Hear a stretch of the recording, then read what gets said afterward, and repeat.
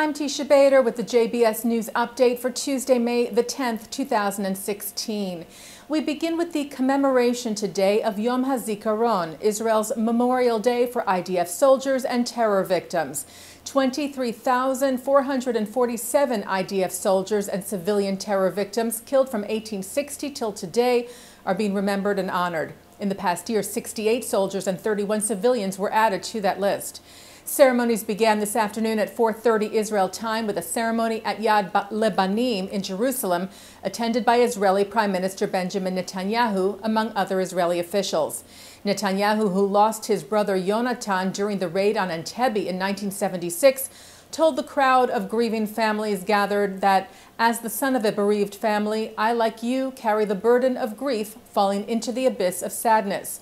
He said, when I received the news about my brother and after that when I related to my parents, my entire world collapsed on me.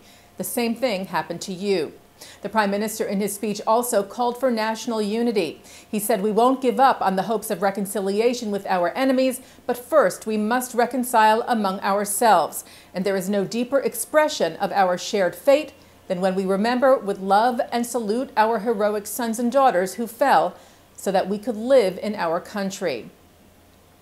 A candle-lighting ceremony was then held at the Western Wall Plaza with Israeli President Reuven Rivlin, IDF Chief of Staff Gadi Eisenkot, Western Wall Rabbi Shmuel Rabinovich, and representatives of bereaved families.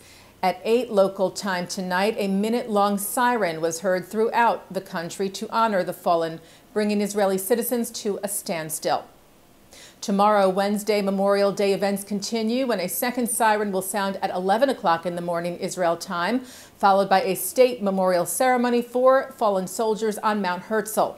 President Rivlin, Prime Minister Netanyahu, Chief of Staff Eisenkot, and members of bereaved families will be in attendance.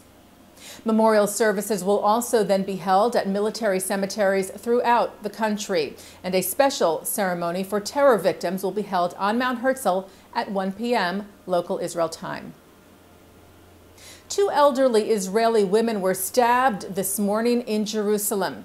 The 2, who are in their 80s, say they were attacked from behind by masked Palestinians as they were walking on the Golden Promenade in the neighborhood of East Talpiot. The 2 were taken to the hospital with moderate injuries. Police initially arrested 2 Palestinian suspects, but they have since been released, and security forces continue to search for those responsible.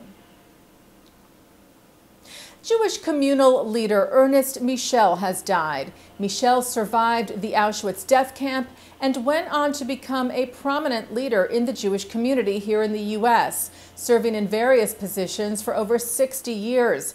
He joined the staff of the United Jewish Appeal in 1947 and served as its executive vice president from 1970 to 1989. Michel also served as chairman of the World Gathering of Jewish Holocaust Survivors. In 1993, he published a memoir titled Promises to Keep: One Man's Journey Against Incredible Odds. Michel died at his home in New York City on Saturday at the age of 92. He is survived by his wife, 3 children, and several grandchildren. The Associated Press reports that a special ceremony was held in France yesterday to return a Nazi-stolen piece of art to the heir of its rightful Jewish owner. The piece is a charcoal sketch drawing by Edgar Degas. It was stolen by the Nazis from Maurice Dreyfus in 1940. French Culture Minister Audrey Azoulay said it was found in 1951 in the occupation-era German embassy and has been unclaimed and at the Louvre since. Dreyfus died in 1957. His daughter Viviane accepted the work on his behalf, saying her father never spoke of it. 2,000 unclaimed works are still sitting in French museums, at least 145 of which were stolen by the Nazis. The Latin American branch of the World Jewish Congress has uploaded digital versions of 190 Jewish books published in Spanish that were publicly burned decades ago in Berlin. On May the 10th of 1933, books and writings deemed, quote, un-German were burned at the Opernplatz by the Nazi Student Federation, part of the, quote, action against anti-German spirit. The free e-books are from the Jewish People's Library. They were edited by the World Jewish Congress between 1960 and 1980, and they are no longer available on the commercial market.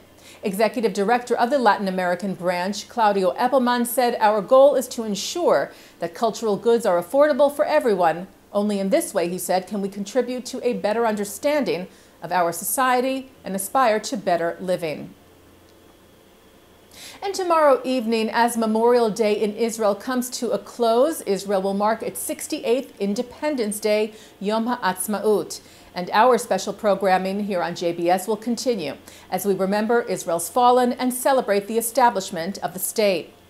Tonight, Tuesday, May the 10th at 8 o'clock, former commander of British forces in Afghanistan, Colonel Richard Kemp, analyzes the global effort to delegitimize the state of Israel and describes the IDF's uniquely moral combat rules of engagement. At 8:30, the Duv Devan Foundation holds a special evening in support of the Israel Defense Forces Elite Unit in New York. That's hosted by Eli Kohanim. Then at 9, Mark Golub sits down with Miriam Peretz, who lost 2 sons in conflicts with the Palestinians, while each was serving in the IDF's elite Golani Brigade. At 10:30, documentary producer Nancy Spielberg talks about her new film Above and Beyond, which tells the story of American Jewish pilots who flew for Israel in the War of Independence and how it affected their sense of Jewish identity. That's with Judy Gelman-Myers. And coming up after this newscast tonight at 6:30, Jonathan Arkush, who is president of the Board of Deputies of British Jews, puts the reports of anti-Semitism in Britain's Labour Party into perspective and contrasts the way Jews in the UK are faring compared with the Jews of Western Europe. And that's the JBS News Update for Tuesday, May the 10th, 2016. I'm Teisha Bader.